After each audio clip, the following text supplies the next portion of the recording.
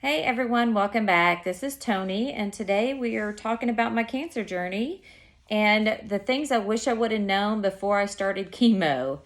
And as I've told y'all before, I was the queen of not researching. They told me in my first appointment, do not get on the internet. So I didn't get on the internet.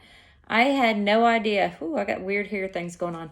I had no idea what to expect. I didn't know what was normal, what was not normal. I just went in with, blind ignorance pretty much. And so anyway, I was going to, there's a bunch of things, but I thought I would just start with 5 today. So one of the very first things was, my first appointment, met with the pharmacist, and they go through all the things you're supposed to know and not know, and, do and not do, wear your mask, whatever. These are the side effects. Remember, I had all of them. But one of the things he said was, whenever you go to the bathroom, you have to double flush. And I'm like, double flush? Didn't know what he was talking about. And he said, so when you tinkle and it splashes, if someone else touches it, they can absorb your chemo. Well, remember, I told you I taught on a middle school hallway. I mean, on an elementary school hallway.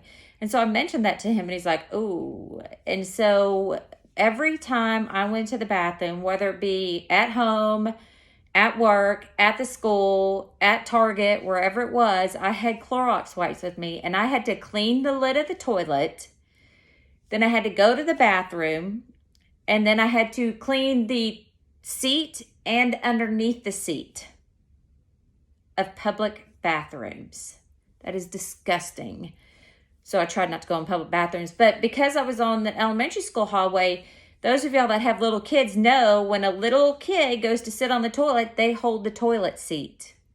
And so if I had sprinkled when I tinkled, with the little tiny ones, they could have absorbed some of my chemo, which could have been very detrimental to them. So that was one of the things I'm like, did not know that. So for 12 weeks, if you saw me walking down the hall at school with my Clorox wipes, it was because I had to go to the bathroom. And it was funny because some of the other teachers were like, well, why don't you just use Lysol? And I'm like, God, I wish I could. But Lysol doesn't kill chemo drugs. So that was one of them. Hold on, I wrote some more down. So you have a port, and mine's, I think I've shown it to you. It's right here. I'm getting it taken out soon. Yay.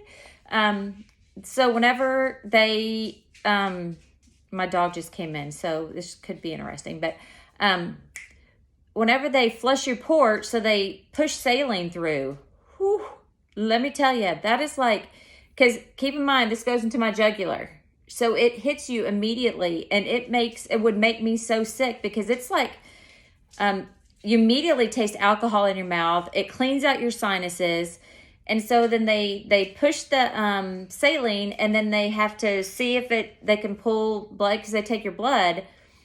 Well, if they can't do whatever to get blood, then they have to keep pushing saline. And one time they pushed 13 of the things of saline. Y'all, I was so sick. It was so bad.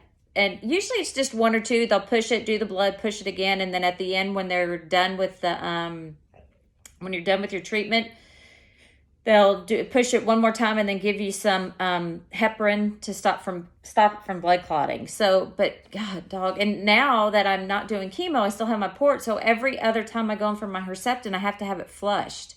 And so it's usually like at least 2 things. And if they, like, some of them just slam that the syringe. They just slam the syringe, like, oh, it's crazy. So that was another thing. Number 3 is your head is so tender. And I didn't know what it was. And I kept telling Joe, my head hurts, like my scalp hurt. Like it hurt.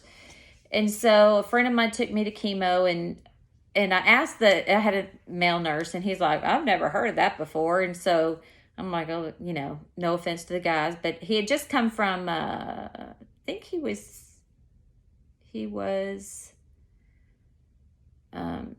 came from diabetes, what do they call them? Dialysis center. There we go. It'll come to me. So anyway, when I was leaving, my friend Lynn went with me. When we were leaving, I stopped and asked the nurse and told her, she's like, "Oh no." And I went, "What?" And she said, "That's the first sign that your hair's falling out." And y'all, if you have long hair, my hair used to be long.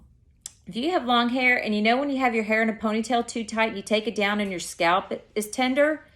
Imagine your whole head like that 24/7. You put your head, I mean, even putting my head on my pillow hurt. And so then I'm like, oh, crap. And then I would run my hands through my hair and I'd get handfuls of, not like that. I didn't never got the big bunches of hair, but like if I did this, I probably had like 10 hairs in my hand or whatever. So that was a sign that your hair was fixing to fall out. And I'm like, didn't know that. Someone should have told me that. And then going along with that, when you get that, then you get sores, like sores on your head. And so so that same day, I think I went home and shaved my head that night because I had a couple of bald patches anyway. And so I went home and Joe had shaved my head that night. And he was like, "Oh, you've got sores." Like I had sores on my scalp and it was from the chemo. And I'm like, I didn't know that. Why didn't someone tell me that? And so that was another thing. That's number 3 and 4. So the head sores was crazy. Another thing, number 5, we're going to do 5 today. Number 5 is your taste buds. And people would always say they would get a metallic taste in their mouth. I never got that. Like I didn't get the metallic taste, but stuff that I used to be able to eat all the time, I could not eat like at all. And I still cannot eat egg whites. I used to eat egg whites just about every day. Like that was one of my staple foods. I would eat egg whites. And now I can't eat them. And I used to never could eat eggs, and now I can eat eggs. But the big thing for me was red meat. And I'll never forget, it was Joe's birthday. So it was my last chemo, in between my last 2 chemos. And it was his birthday, so I got steaks. And Joe, Marissa, and I were in the kitchen eating. And when I opened them, I'm like, do these smell okay? Because they smell off to me. And Jill and Marissa are like, "No, they smell fine." And I'm like, "Are y'all sure these smell okay?" And so then we cooked them. And then I'm eating. I'm like, "Ooh, does this taste?" Like it literally tasted like I was eating bad meat. And I remember Joe was getting so frustrated with me. I'm like, "Taste it," and Marissa's like staying out of it. She's like, "I'm not getting into this one." But the beef, I couldn't eat beef anymore. I can now, but I probably went 4 months without being able to eat beef. And I remember egg whites was one, beef was one. I couldn't eat apples. And it was odd stuff that I just couldn't eat, but I never had the metallic taste, which they said is pretty common. And I never got the mouth sores. It was just my taste buds had changed. And it was interesting because, they want you on a kind of structured diet because if your weight fluctuates, they have to adjust your chemo meds because they don't mix your chemo meds until you weigh in. So you would go in and you would weigh, and then they would take your blood and make sure all your counts were right. And then they would mix your meds based on your weight. And so they want you to pretty much keep your weight pretty steady. Well, Joe was like, "You're not eating like they want you to eat." I'm like, "Dude, I can't eat it." Like I literally broccoli made me, there's just stuff I couldn't eat. And so anyway, that's so we have the toilet, cleaning the toilet. I'm so tired of cleaning the toilet. I don't even like to clean toilets anymore now. Anyway, I do. Don't get me wrong. I clean them, but I don't like to. Head sores, tender head, taste buds, and what was the other one? Head sores? Oh, port flush. This is sad. I had a treatment yesterday. I had a Herceptin yesterday, and I literally asked Joe today, I'm like, "Am I always like this after a Herceptin?" He's like, "Every single time." I'm like, Didn't notice it till today, and I'm so out of it. And I'm like, and I had to do, this is totally a video for another time, but I'm getting a master's degree in math, and we have to do our test orally. And I had to take a test today.